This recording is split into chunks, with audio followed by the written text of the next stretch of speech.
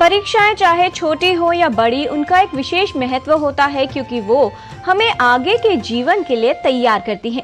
अगर बात की जाए स्कूल की परीक्षाओं की, तो जैसे ही परीक्षाएं निकट आती हैं, उसको लेकर बहुत सी चिंता और तनाव छात्रों के मन में बढ़ जाता है। और अगर बात हो बोर्ड की परीक्षाओं की, तो जैसे ही इनका नाम सुनते हैं, न सिर्फ छात्र बच्चे बल्कि उनके माता पिता भी चिंतित हो जाते हैं।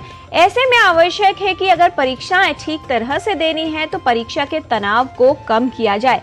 किस तरह से परीक्षा के तनाव को कम कर सकते हैं और बेहतर तरीके से परीक्षा की तैयारी कर उसका सामना किया जा सकता है, ये जान लेते हैं इस रिपोर्ट के माध्यम से।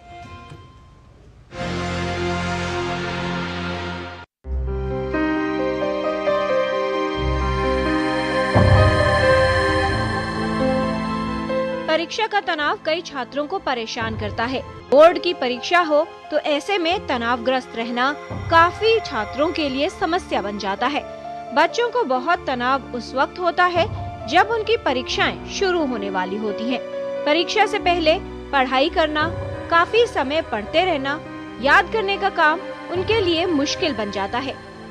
ये सिर्फ उनकी समस्या नहीं होती जिनको परीक्षा देनी है, बल्कि परिवार के अन्य सदस्य, खास तौर पर माता पिता भी तनावग्रस्त हो जाते हैं।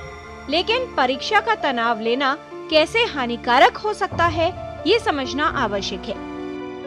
वक्त पे सोना है, 5 से 6 घंटे की नींद इत्मीनान से आपने लेनी है।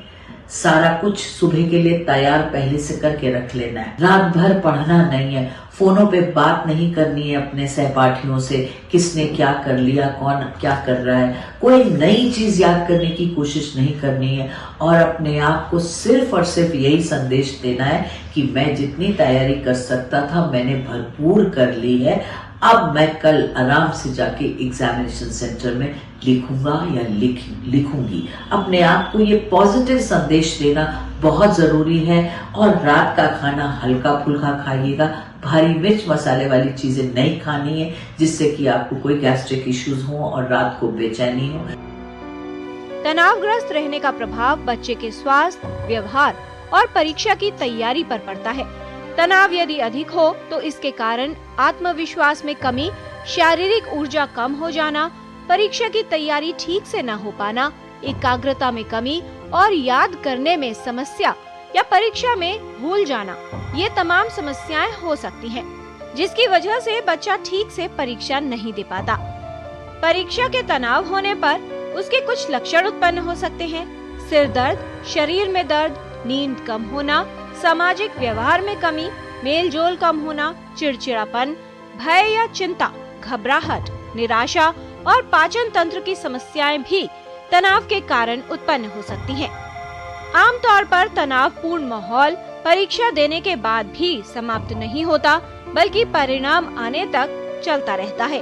परीक्षा की तैयारी के समय तनाव को दूर रखना जितना आवश्यक है, उतना ही महत्वपूर्ण है परीक्षा की तैयारी सही तरीके से करना। परीक्षा की तैयारी के लिए सही योजना बनाना और पढ़ने के लिए सही समय निर्धारित करना उपयोगी है। पढ़ते समय बच्चों को कुछ समय का विराम देना चाहिए, जिससे वो तरोताजा महसूस कर सके। डर लगता है, लेकिन डर को हावी मत होने दीजिएगा अपने ऊपर। इत्मीनान रखिए, अपने आप को ये संदेशा दीजिए कि अच्छे से तैयारी करके आए हैं। सुबह आराम से उठें, नहाएं धोएं, भगवान का आशीर्वाद लें, अपने घर के बड़े बूढ़े माता पिता सबसे आशीर्वाद लें और एग्जाम देने के लिए निकलिएगा। खाली पेट नहीं निकलना है, कुछ खाना है। और दोस्तों से बातें नहीं करनी है बहुत ज्यादा कि डर उनका भी अपने ऊपर ले लें या अपना डर उनको भी दे दें। इसलिए अपने आप में कंटेंट रहना है और अपने आप को यही इत्मीनान देना है, यही ढाढ़स बताना है कि सब तैयारी की है। लास्ट मिनट में कुछ भी पढ़ना नहीं, कुछ भी सवाल एक दूसरे से नहीं पूछने हैं जिससे कि घबराहट हो। पढ़ने के लिए वातावरण शांत होना चाहिए, वहीं आरामदायक जगह होनी चाहिए जिससे बिना शोर के बच्चा आसानी से वहां पढ़ सके। बेड या सोफे पर पढ़ने की आदत बच्चे के लिए समस्या का कारण बन सकती है, जिससे मांसपेशियों में खिंचाव और थकान आ सकती है। आवश्यक है कि परीक्षा से एक दिन पहले कुछ सावधानियों का पालन करें।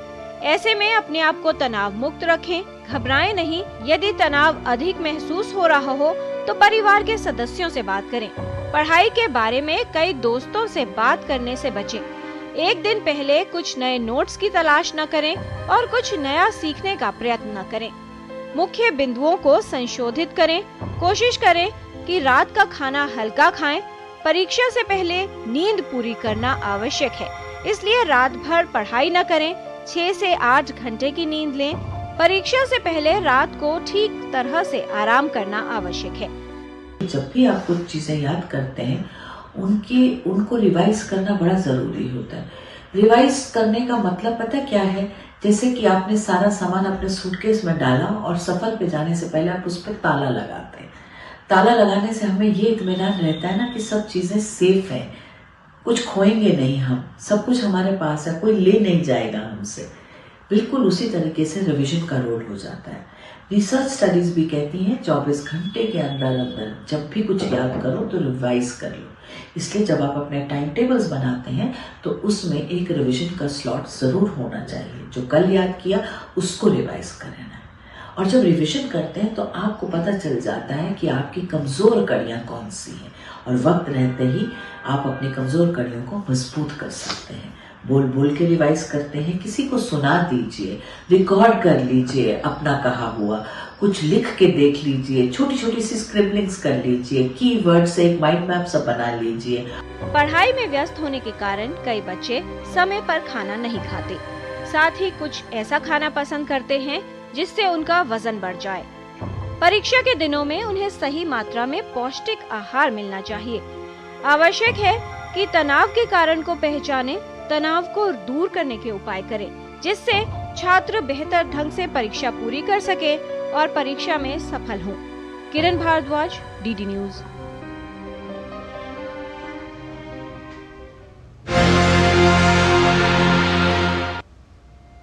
कहते हैं जीवन में अगर किसी भी कार्य को बेहतर तरीके